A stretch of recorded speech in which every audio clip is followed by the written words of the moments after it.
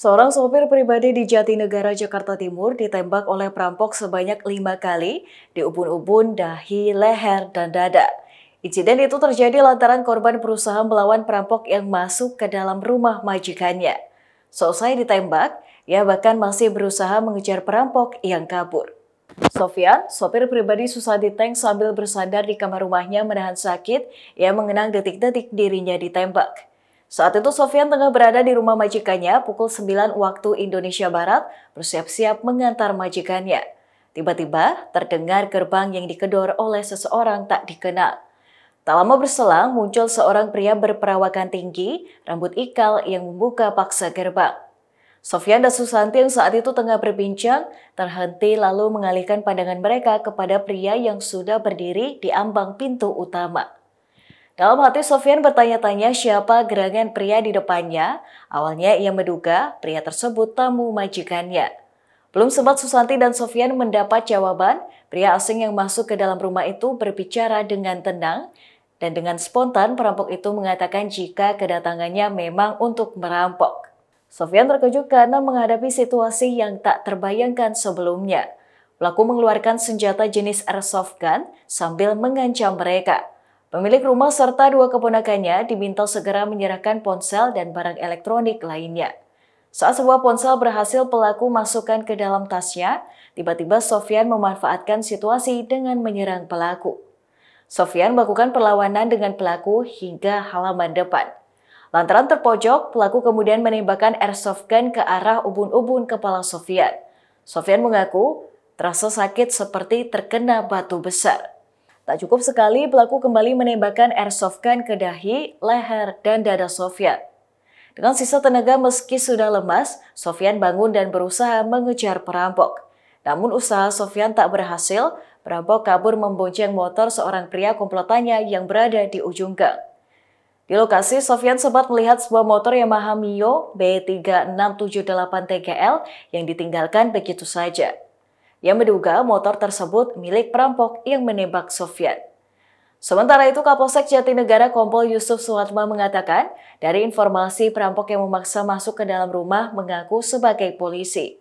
Dari lokasi, polisi mengamankan barang bukti, diantaranya berupa motor pelaku, sandal pelaku, topi warna coklat, dan satu gotri keemasan milik pelaku.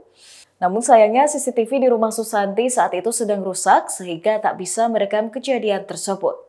Saat ini pihak Polsek Jatinegara masih mengejar pelaku. Ya, jadi saya lagi bicara sama bos, tiba-tiba dia masuk tanpa langsung memperkenalkan diri. Datang saya mau merampok. Jadi tolong yang ada di tangan ibu, adik semua tuh HP masukin ke tas saya. Setelah itu tindakan yang terakhir dia itu mendekati bos saya, minta HP yang dipegang oleh bos saya. Sebelum HP itu diserahkan sama bos saya ambil tindakan karena posisi saya itu ada di belakang dia. Saya pukul dia, tapi dengan saya pukul dia, senjata nggak lepas di tangan dia. Dengan enaknya dia tuh mempergunakan senjata yang dia pegang, menembakkan pertama di bagian kepala saya. Sampai adu fisik lagi sampai di jalan, itu sampai 5 kali ke bagian leher, jidat, sampai dada semuanya ada 5 tembakan. Tapi di 5 tembakan itu, setelah dibawa ke Cipto, ada 2 peluru yang enggak.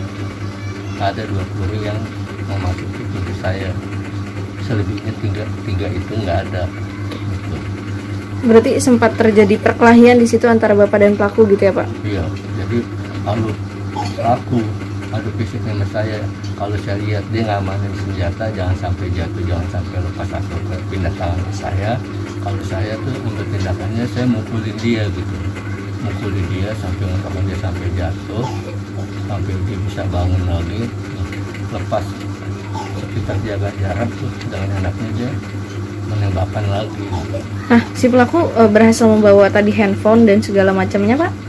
Atau justru kabur?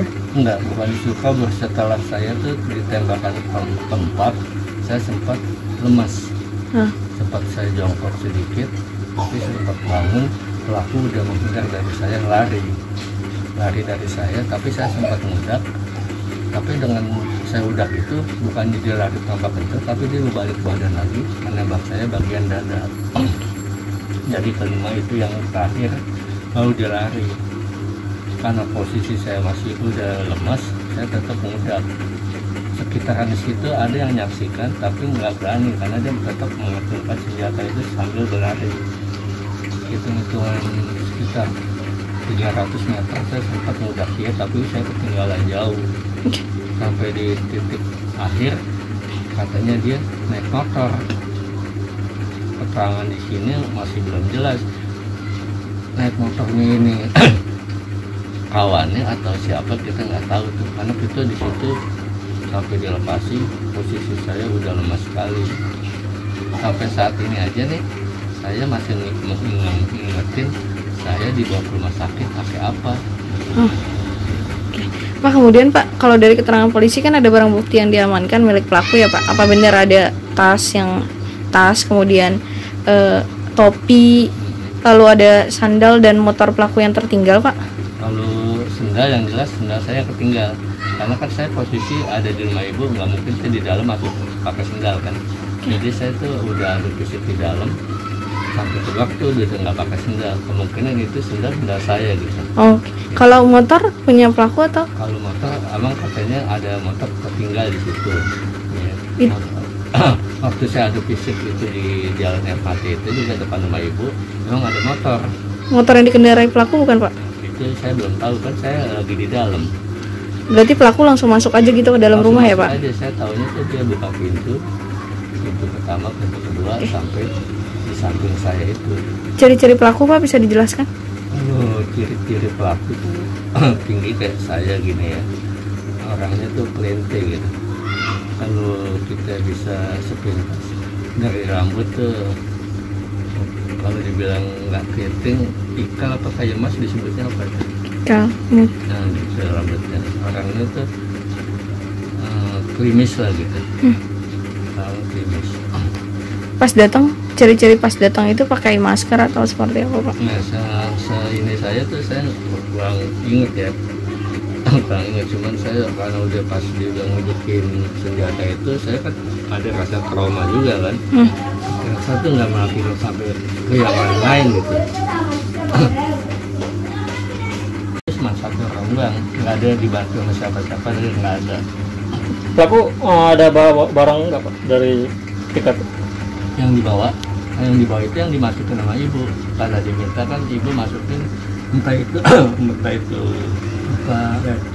buka laptop kecil atau HP gitu.